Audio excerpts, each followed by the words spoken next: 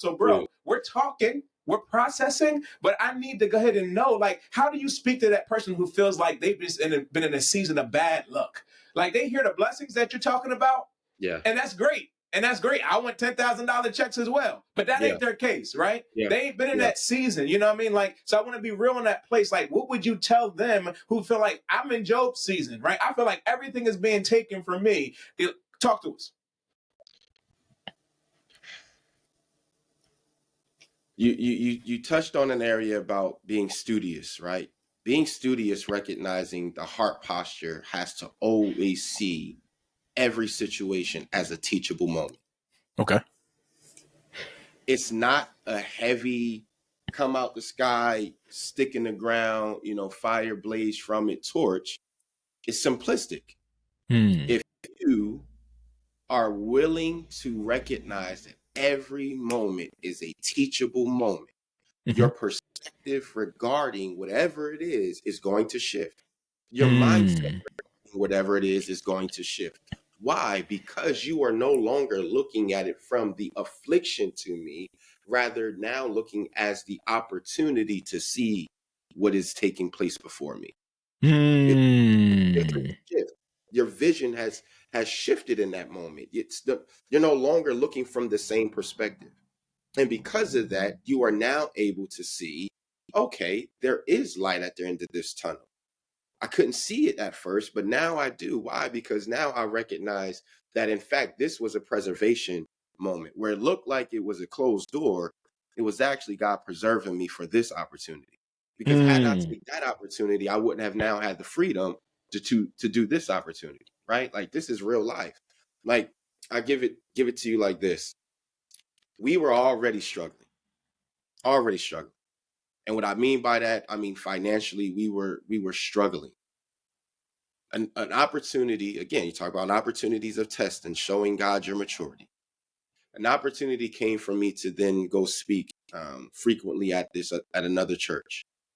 And doing so, they were giving me every time I spoke, they were giving me $540 some. God, after week 2, told me to give 50% of that directly back to them. Not to take it. Excuse me. Not to take it. So I said, okay.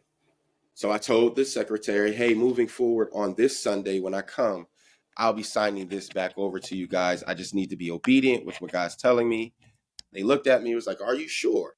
Because truth be told, they knew my situation. I want to make sure my stuff don't die on us, man. We good. I thought my battery was charged. Yep. So she looked, she's like, are you sure? I was like, yes, ma'am.